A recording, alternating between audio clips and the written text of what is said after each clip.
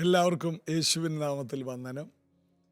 Jesus everyday ശ്രദ്ധിക്കുന്ന എല്ലാ പ്രിയപ്പെട്ടവരും ഓരോ ദിവസം കഴിയുന്തോറും ജ്ഞാനമുള്ളവരും കൃപയുള്ളവരും തീരുമാനശേഷിയുള്ളവരും ശക്തിയുള്ളവരും ധൈര്യമുള്ളവരും സകല ബുദ്ധിയും കവിയുന്ന ദൈവസമാധാനവും ഉള്ളവരായി തീരാൻ ഞാൻ പ്രാരംഭത്തിൽ പ്രാർത്ഥിക്കുന്നു. ഈ സന്ദേശങ്ങളെല്ലാം നിങ്ങളെ ആ നിലവാരത്തിൽ ഉയർത്തിയെടുക്കുമെന്ന് ഞാൻ പൂർണ്ണമായിട്ടും വിശ്വസിക്കുന്നു. കർത്താവിൽ നമുക്ക് അടിയുറച്ച് വിശ്വസിക്കാം. നമുക്ക് മറ്റുള്ളവരെ കളിയാക്കാനോ പരിഹസിക്കാനോ യാതൊരു അവകാശവുമില്ല. ഒരിക്കൽ ഒരു വലിയ വൃക്ഷം, നിറയെ ഫലം കായ്ച്ചു നിൽക്കുന്ന വലിപ്പമുള്ള ഉയരമുള്ള തടിക്ക് നല്ല ബലമുള്ള വലിയൊരു വൃക്ഷം തൊട്ടടുത്ത് നിൽക്കുന്ന വൃക്ഷത്തെ കളിയാക്കുകയാണ്. നീ എത്ര വർഷമായിട്ട് ഇവിടെ നിൽക്കുന്നു? നിനക്ക് എൻ്റെ പകുതി പോലും വലിപ്പമില്ല. നിന്റെ കൊമ്പുകളെല്ലാം ചെറുതാണ്. നിന്റെ തായ്തടിക്ക് വലിയ കാതലില്ല. എന്നോളം നിനക്ക് ഫലമില്ല. എൻ്റെ ഫലത്തിൻ്റെ 4/1 നിന്റെ വൃക്ഷത്തിലുള്ളൂ. നീ ഒരു പരാജയമാണ് എന്നൊക്കെ വലിയ വൃക്ഷം പറഞ്ഞു. എന്നാൽ അടുത്ത സീസണിൽ വന്ന മഴയിൽ ആഞ്ഞടിച്ച ഒരു കാറ്റിൽ ഈ വലിയ വൃക്ഷം മറിഞ്ഞു വീണു. ആ ചെറിയ വൃക്ഷം അവിടെ തന്നെയുണ്ട്. കാരണം വലിയ വൃക്ഷം കണ്ടത് പുറമേയുള്ള വലിപ്പമാണ്, ചെറിയ വൃക്ഷത്തിൻ്റെ പുറമേയുള്ള വലിപ്പമാണ്. എന്നാൽ ചെറിയ വൃക്ഷത്തിന് മുകളിലേക്കല്ലായിരുന്നു വളർച്ച, മുകളിലോട്ടും താഴോട്ടും ഒരുപോലെ വളർച്ചയുണ്ടായിരുന്നു. വലിയ വൃക്ഷത്തിനോ താഴോട്ട് വേരുകൾ കുറവായിരുന്നു, മുകളിലോട്ട് വലിയ വലിപ്പമുണ്ടായിരുന്നു. അപ്പം ഇതിൽ നിന്ന് നമ്മൾ പഠിക്കുന്നത്, പുറമേ നോക്കി ഒരുവനെ നമുക്ക് പുച്ഛിക്കാൻ കഴിയില്ല. മനുഷ്യർ പുറമേ നോക്കിയാണ് അഭിപ്രായം പറയുന്നത്. എന്നാൽ അകമേ നോക്കുമ്പോൾ ആഴത്തിൽ വേരൂന്നി വളർന്നുകൊണ്ടിരിക്കുന്ന ഒരു വൃക്ഷമായി ദൈവത്തിന് മാത്രം നമ്മെ കാണാൻ കഴിയും. അപ്പോൾ ഇന്ന് നമ്മൾ നമ്മുടെ സമൂഹത്തിൽ, നമ്മുടെ കൂട്ടായ്മയിൽ, നമ്മുടെ ഇടത്തും വലത്തും പലരും വേഗത്തിൽ ഉയരുന്നത് കണ്ട് നമ്മൾ വിഷമിക്കാൻ വേണ്ട. അവരുടെ വാക്കുകളിൽ തളരുകയും വേണ്ട. കാരണം നമ്മൾ താഴോട്ടും വേരൂന്നി വളരുന്ന കാര്യം അവർക്ക് കാണാൻ കഴിയുന്നില്ല. മുകളിലേക്ക് അധികം വളരുന്നതിനേക്കാൾ താഴേക്കും കൂടി ബാലൻസ് ചെയ്ത് വളരുന്നതാണ് നല്ലത്. താഴേക്ക് കൂടുതൽ വളരുക എന്നല്ല, മുകളിലോട്ട് വളരുന്നതിനനുസരിച്ച് താഴോട്ടുകൂടി വളരാൻ പലരും ശ്രദ്ധിക്കാറില്ല. അതായത് എൻ്റെ വചനം കേട്ട് പ്രമാണിക്കുന്നവൻ ആഴത്തിൽ കുഴിച്ച് പാറമേൽ അടിസ്ഥാനമിട്ട് വീട് പണിയുന്ന ബുദ്ധിയുള്ള മനുഷ്യൻ എന്ന വചനം പോലെ നമ്മുടെ വേരുകൾ എല്ലാ ഭാഗത്തേക്കും ഒന്ന് ആഴ്ന്നിറങ്ങണം. പാറകളിൽ പോയി പിടിക്കണം. മറ്റുള്ള വൃക്ഷങ്ങളുടെ വേരയിൽ കയറി പിടിക്കണം. ലൂസായ മണ്ണിൽ മാത്രമല്ല, ഉറപ്പുള്ള മണ്ണിലേക്കും അത് തുളച്ച് കയറി അവിടെയെല്ലാം വേരുറപ്പിക്കണം. അതാണ് ബൈബിളിലെ 66 പുസ്തകങ്ങളുമായിട്ട് നമുക്കൊരു വേരുറപ്പ് ആവശ്യമാണ്. അങ്ങനെ വളരുന്ന ഒരു വൃക്ഷം ഒരിക്കലും മറിഞ്ഞു വീഴില്ല. 1 സങ്കീർത്തനം പോലെ തക്ക കാലത്ത് ഫലം കായ്ക്കും, ഇല വാടാതിരിക്കും. ചിലർ പെട്ടെന്ന് ഉയരുന്നത് കണ്ടും അവരുടെ വിമർശനങ്ങൾ കേട്ടും തളരാതിരിക്കാൻ നമുക്ക് ശ്രദ്ധിക്കാം. ഇതൊരു ദൈവിക ആലോചനയായി സ്വീകരിക്കാൻ കഴിയുന്നവർക്കായി സ്തോത്രം. ഇന്ന് നമുക്ക് നമ്മുടെ സ്ഥിരമായ ദൈവവചന ധ്യാനത്തിലേക്ക് അടുത്ത ഭാഗത്തേക്ക് വരണം. റോമാലേഖനം 7-ാം അധ്യായത്തിലാണ് നമ്മൾ. ഓരോ അധ്യായങ്ങളും നാളുകളെടുത്താണ് നമ്മൾ പൂർത്തിയാക്കുന്നത്. അത് നമുക്ക് വലിയൊരു അനുഗ്രഹമാകും. ദൈവാത്മാവ് നമ്മോട് ഇതിലൂടെയെല്ലാം സംസാരിക്കും. റോമർ 7:14 വാക്യം കഴിഞ്ഞ ദിവസം ഒന്ന് വായിച്ചു. അതൊന്നുകൂടി ഞാൻ പറയട്ടെ. ന്യായപ്രമാണം ആത്മികമെന്ന് നാം അറിയുന്നുവല്ലോ, ഞാനോ ജഡമയൻ, പാപത്തിന് ദാസനായി വിൽക്കപ്പെട്ടവൻ തന്നെ. അപ്പം ന്യായപ്രമാണം മോശമല്ല. ന്യായപ്രമാണം പാപമല്ല, ന്യായപ്രമാണം നീങ്ങിപ്പോകാനുള്ളതല്ല. യേശു പറഞ്ഞു, ഞാൻ ന്യായപ്രമാണത്തെ നീക്കുവാനല്ല നിവർത്തിക്കുവാനത്രേ വന്നത്. എന്നാൽ ജഡമയനായ ഒരു മനുഷ്യനെ, പാപത്തിന് ദാസനായി വിൽക്കപ്പെട്ട ഒരു മനുഷ്യനെ ന്യായപ്രമാണം നിവർത്തിക്കാൻ കഴിയില്ല. അതുകൊണ്ടാണ് ന്യായപ്രമാണം കൊണ്ടുവന്ന മോശ അത് കൊണ്ടുവന്ന ദിവസം തന്നെ തല്ലിപ്പൊട്ടിച്ചു. മാത്രമല്ല, അതേ മോശയോട് ദൈവം പറഞ്ഞു, ഇനി നീ വാഗ്ദത്ത ദേശത്തോട്ട് പോകണ്ട, നീ ഇവിടെ തന്നെ മരിച്ചടക്കപ്പെട്ടാൽ മതി, നീ കാണും, കടക്കയില്ല. ന്യായപ്രമാണം അനുഷ്ഠിക്കാൻ ജഡമയനായ മോശയ്ക്കോ ദാവീദിനോ ഭൂമിയിൽ ജനിച്ച ഒരു മനുഷ്യനും കഴിയാത്തത് കൊണ്ട് വചനം ജഡമായി തീർന്നു, കൃപയും സത്യവും നിറഞ്ഞവനായി നമ്മുടെ ഇടയിൽ പാർത്തു. ജഡമയത്വമുള്ള, ആദാമ്യ ശരീരമുള്ള, പാപത്തിന് അടിമയാക്കപ്പെട്ട ഒരു ശരീരത്തിൻ്റെ ഉടമസ്ഥനെ അത് ന്യായപ്രമാണം എന്നുള്ളത് നിവർത്തിക്കാൻ കഴിയാത്ത ഒന്നാണ്. അതിനകത്ത് വാഗ്ദത്തങ്ങളൊക്കെ വെച്ച് പ്രാർത്ഥിക്കാമെങ്കിലും ന്യായപ്രമാണം അരുത് അരുത് അരുത് എന്ന കൽപ്പനകളാണ്. അതിനെ അതിജീവിക്കാനോ അതിനെ കീഴ്പ്പെടുത്താനുള്ള ശേഷി ജഡമയമായ ഒരാൾക്കില്ല. അതുകൊണ്ട് യേശു ഭൂമിയിൽ വന്ന് തൻ്റെ ശരീരത്തിൽ പാപങ്ങളെ ഏറ്റെടുത്ത് ക്രൂശിൽ മരിച്ച് ശാപത്തെ തൻ്റെ മേലേറ്റെടുത്തു, രോഗത്തെ ഏറ്റെടുത്തു, ക്രൂശിൽ മരിച്ച് പിശാചിൻ്റെ മേൽ ജയോത്സവം കൊണ്ടാടി അവനെ പരസ്യക്കോലമാക്കി. അതായത് യേശുവിന് മാത്രമേ അത് ചെയ്യാൻ കഴിയൂ. അതുകൊണ്ടാണ് നമ്മൾ യേശുവിനെ ആരാധിക്കുന്നത്. അപ്പം നമുക്കുള്ള ഗുണമെന്താണ്? യേശു ഇതെല്ലാം ക്രൂശിൽ ചെയ്ത് പൂർത്തിയാക്കിയത് കൊണ്ട് മരിക്കുന്നതിന് മുമ്പ് ഏറ്റൊടുവിൽ പറഞ്ഞ വാക്ക് നിവർത്തിയായി, പിശാചിൻ്റെ എല്ലാ പദ്ധതികളും പൊളിച്ചടക്കി എന്ന് തന്നെയാണ്. മനുഷ്യൻ പേടിച്ചിരുന്നതിനെ പൂർത്തിയാക്കി. മനുഷ്യന് പാപത്തിനും ശാപത്തിനും രോഗത്തിനും പരാജയങ്ങൾക്കും പരിഹാരമായി. അതാണ് നിവർത്തിയായി എന്ന വാക്കിൻ്റെ അർത്ഥം.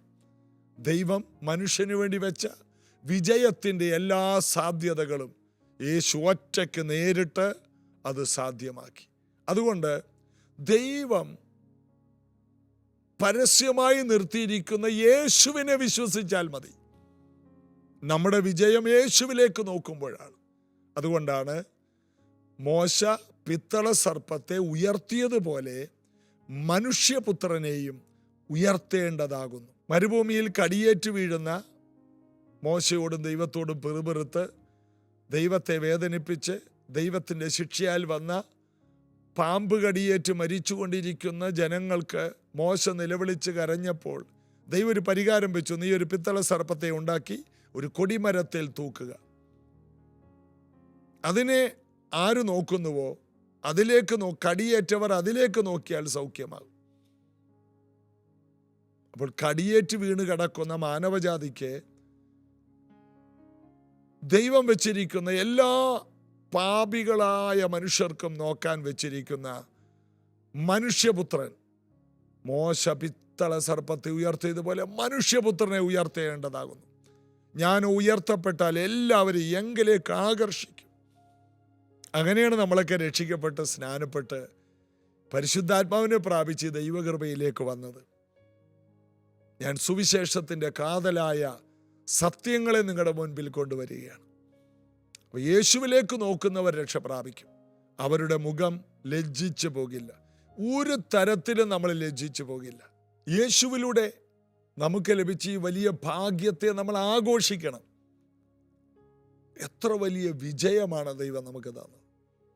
തമിഴ്നാട്ടിൽ ഇലക്ഷന് വിജയിച്ചു വന്ന വിജയ്, പേര് തന്നെ വിജയിയാണ്. അദ്ദേഹത്തെ വേഗത്തിൽ ആ നാട് ഏറ്റെടുത്തു, അവരുടെ ഹൃദയങ്ങളിലെടുത്തു. വിജയുടെ വാക്കിലുള്ള പ്രതീക്ഷ, വിജയുടെ ആ ഡെഡിക്കേഷൻ. 200 കോടി സിനിമയിൽ നിന്ന് ഒരു സിനിമയ്ക്ക് വേതനം ലഭിച്ചവൻ അത് വേണ്ടെന്ന് വെച്ചിട്ട് ജനങ്ങളുടെ സേവനത്തിന് വേണ്ടി ഇറങ്ങിത്തിരിച്ചപ്പോൾ അതൊരു ത്യാഗപരമായ കാഴ്ചയായി എല്ലാവരും ഏറ്റെടുത്തു. സ്ത്രീകൾക്കും കുട്ടികൾക്കും യൗവനക്കാർക്കും തൊഴിലില്ലാത്തവർക്കും എല്ലാം വലിയ ഓഫറുകളുടെ വാക്കുകൾ പറഞ്ഞു. അതെല്ലാം ജനം ഹൃദയത്തിൽ ഏറ്റെടുത്തു. അത് നടപ്പിലാക്കിയാൽ വിജയി. എനിക്ക് തോന്നുന്നു ആ സിസ്റ്റം ഏറ്റവും നന്നായിട്ട് താൻ സത്യസന്ധമായിട്ട് മുന്നോട്ട് കൊണ്ടുപോയാൽ, ത്യാഗപരമായി നടപ്പിലാക്കിയാൽ ഇന്ത്യയുടെ പ്രധാനമന്ത്രി വരെ ആകാൻ പറ്റിയ ഒരു സിസ്റ്റമാണ് വിജയ് നടപ്പിലാക്കിയത്. അതിൻ്റെ കാരണം കൂടി നോക്കുമ്പോൾ അദ്ദേഹത്തിൻ്റെ വല്യമ്മ മണിക്കൂറുകൾ പ്രാർത്ഥിക്കുന്നവളായിരുന്നു എന്ന് വിജയുടെ അപ്പൻ സാക്ഷ്യം പറയുന്നത് കഴിഞ്ഞ ദിവസം കേട്ടു. വിജയ് അമ്മൂമ്മയുടെ കൂടെയാണ് കിടക്കുള്ളൂ. എല്ലാ ദിവസവും ഒരു വാക്യം കാണാതെ പഠിക്കണം. ബൈബിൾ എപ്പോഴും കൂടെ വേണം. ദൈവവചനം ഒരു വ്യക്തിയെ തമിഴ്നാടിൻ്റെ മുഖ്യമന്ത്രി പദത്തിലെത്തിച്ചു. തൻ്റെ അകത്ത് കുഞ്ഞുനാളിലെ വീണ വിത്ത്, ആ വീട്ടിൽ പ്രാർത്ഥനയുടെയും ദൈവവചനത്തിൻ്റെയും ഒരു ബാക്ക്ഗ്രൗണ്ട് ഉണ്ട്. എല്ലാ വിജയത്തിൻ്റെ പുറകിലും കർത്താവിൻ്റെ വചനങ്ങൾ ശരിക്കും പ്രവർത്തിക്കുന്നുണ്ട്. പലരും ഇതൊന്നും പരസ്യമായിട്ട് പറയില്ല, എങ്കിലും അതിൻ്റെ പുറകിലുണ്ട്. എല്ലാ വിജയത്തിൻ്റെ പുറകിലും എല്ലാ ത്യാഗത്തിൻ്റെ പുറകിലും ഇതുണ്ട്. കർത്താവ് അതല്ലേ ചെയ്തത്? ദൈവത്തോടുള്ള സമത്വം വേണ്ടെന്ന് വെച്ച് തന്നെത്താൻ താഴ്ത്തി വേഷത്തിൽ മനുഷ്യനായി ദാസരൂപമെടുത്തു. ത്യാഗപരമായ പലതും വേണ്ടെന്ന് വെച്ചുള്ള ഒരു അമ്മയുടെ ഹൃദയം പോലെ കർത്താവ് ഈ ഭൂമിയിലേക്ക് വന്ന് ഇങ്ങനെ പറഞ്ഞു, കോഴി തൻ്റെ കുഞ്ഞുങ്ങളെ ചേർക്കും പോലെ നിങ്ങളെ ചേർക്കാൻ എനിക്ക് മനസ്സാണ്. അമ്മയ്ക്ക് ഹൃദയം കൊടുത്തവനാണ്. അമ്മയുടെ ഹൃദയം ആർദ്രത പോലെ തന്നെ യെരുശലേമിനെ നോക്കി കരഞ്ഞുകൊണ്ട് പറഞ്ഞത്, കോഴി തൻ്റെ കുഞ്ഞുങ്ങളെ ചേർക്കും പോലെ എനിക്ക് നിങ്ങളെ ചേർക്കാൻ പലവട്ടം മനസ്സാണ്. എന്നാൽ നിനക്ക് മനസ്സിലായില്ല. എന്നാൽ നിങ്ങൾക്ക് പരാജയങ്ങൾ ഉണ്ടാകും. യേശു കരഞ്ഞുകൊണ്ടാണ് യെരുശലേമിനെ നോക്കിയത് പറഞ്ഞു. കർത്താവിൻ്റെ ഹൃദയം ഒരു മാതൃഹൃദയം എന്നല്ല പറയേണ്ടത്, മാതൃഹൃദയത്തെ ഉണ്ടാക്കിയവൻ അത് പറഞ്ഞു എന്നാണ് സത്യം. അതുകൊണ്ട് കർത്താവിൻ്റെ ഹൃദയം അതാണ്. കർത്താവ് ക്രൂശിൽ വിജയിച്ചത് കർത്താവ് വെച്ച പദ്ധതിയെ കർത്താവ് വിശ്വസിച്ചു. കർത്താവിൻ്റെ ദൗത്യം കർത്താവിന് അറിയാം. എൻ്റെ പിതാവ് എനിക്ക് തന്ന ദൗത്യം, എൻ്റെ പിതാവ് തന്ന വേല തികയ്ക്കുന്നതാണ് എൻ്റെ ആഹാരം. യേശു വിജയിച്ചത് അങ്ങനെയാണ്. ഇത് കേൾക്കുന്ന ഓരോ വ്യക്തികൾക്കും നിങ്ങൾക്ക് വിജയിക്കാൻ കഴിയും. ദൈവമേൽപ്പിച്ച ദൗത്യം പരമാർത്ഥ ഹൃദയത്തിൽ ഏറ്റെടുത്ത് നടപ്പിലാക്കിയാൽ ജീവിതത്തിൻ്റെ ഓരോ നിമിഷത്തിലും പറയാം നിവർത്തിയായി. ഓരോ ഘട്ടത്തിലും പലതും നിവർത്തിയാകും. കട്ടിലേക്ക് കിടന്ന് ചാകാൻ നേരത്തല്ല പറയാം നിവർത്തിയായെന്ന്. യേശു നിവർത്തിയാക്കിയത് നമ്മുടെ ജീവിതത്തിൽ നമ്മളത് ഏറ്റെടുത്തു. നിവർത്തിയായ ജയം ഏറ്റെടുത്തവരാണ് നാം. അതുകൊണ്ട് നമ്മൾ ജയാളികളെക്കാൾ ജയാളികളാണെന്ന് റോമാലേഖനം 8 പറയുന്നു. നമ്മൾ അതിലോട്ടൊക്കെ വരികയാണ്. ബൈബിൾ, പ്രത്യേകിച്ച് റോമാലേഖനം, നിങ്ങളുടെ ജീവിതത്തെ മാറ്റിമറിക്കും. ജഡമയന് കഴിയാത്തത് ആത്മാവാകുന്ന കർത്താവ് ഇറങ്ങി വന്ന് നമുക്ക് വേണ്ടി ചെയ്തു തന്നു. ആദാമ്യ സന്തതികൾ തോറ്റെടുത്ത് യേശുവിൽ വിശ്വസിക്കുന്നവർ ജയാളികളാണ്. അതുകൊണ്ട് സഭ ഒരിക്കലും തോറ്റുപോകില്ല. പാതാള ഗോപുരത്തിന് സഭയെ ജയിക്കാനും കഴിയില്ല. നീ യേശുവിൻ്റെ പൈതലാണോ, നീ ഒരു സക്സസ് ആണ്. നിനക്ക് പരാജയപ്പെടാൻ കഴിയില്ല. ഈ സന്ദേശങ്ങൾ നിന്നെ, എന്നെ, നമ്മെ ഓരോരുത്തരെയും ജയത്തിലേക്ക് നയിക്കും. ക്രിസ്തുവേശുള്ള ഈ കൃപയിൽ ശക്തിപ്പെടാം. പ്രാർത്ഥിക്കാം. കർത്താവേ, ഈ വചനങ്ങളിലൂടെ കേൾക്കുന്ന ജനങ്ങളുടെ കൃപ വർദ്ധിക്കട്ടെ, ധൈര്യം വർദ്ധിക്കട്ടെ, പ്രായോഗികമായി ജയത്തിലേക്ക് കാലുകൾ എടുത്തു വയ്ക്കട്ടെ. ഇവരെ പുറകോട്ട് വലിക്കുന്ന എല്ലാ തടസ്സങ്ങളും ഞാൻ ക്യാൻസൽ ചെയ്യുന്നു. ഇവരിൽ ജയമുണ്ടാകട്ടെ, കൃപയുണ്ടാകട്ടെ, കോൺഫിഡൻസ് ഉണ്ടാകട്ടെ. കർത്താവിൽ പ്രത്യാശയുള്ളവരായി വർദ്ധിച്ചു വരട്ടെ, യേശുവിൻ നാമത്തിൽ ആമേൻ. കർത്താവിൻ്റെ ബലവും കൃപയും നിങ്ങളോട് കൂടിയിരിക്കും. ധൈര്യപ്പെടുക. ഇന്ന് ഉപവാസ പ്രാർത്ഥന പ്രൈസ് ജനറേഷൻ ചർച്ചിൽ വെച്ച് രാവിലെ 10:30 എൻ്റെ അമേരിക്കൻ യാത്രകളും മീറ്റിങ്ങിനെ ഓർത്ത് നിങ്ങൾ പ്രാർത്ഥിക്കുക. God bless you. വിളക്കിൻ നടുവേ ശോഭ പൂർണ്ണന മാറത്തു പൊൻ കച്ചയണിഞ്ഞു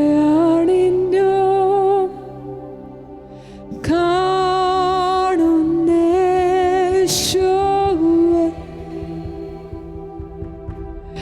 ഏഴു വിളക്കിൻ നടുവേ ശോഭ പൂർണ്ണന മാറത്തു പൊൻ കച്ചയണിഞ്ഞു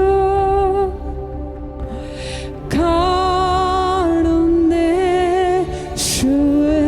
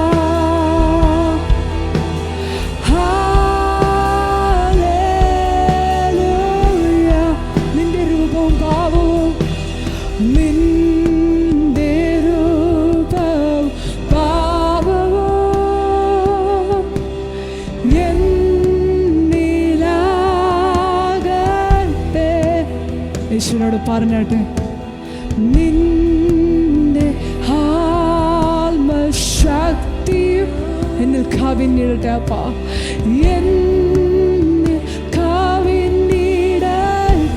ഒരു പ്രാർത്ഥനയോടെ ഒന്ന് പാടിയാട്ടെ. നിന്റെ രൂപവും ഭാവവും എന്നിലാകട്ടെ,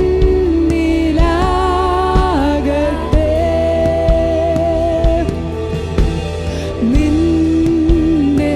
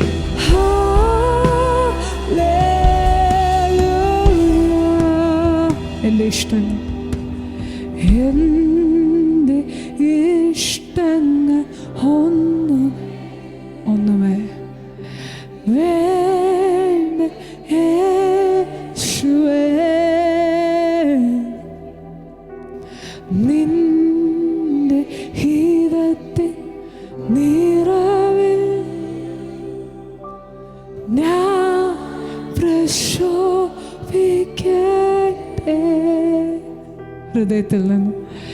എൻ ഇഷ്ടങ്ങൾ ഒന്നുമേ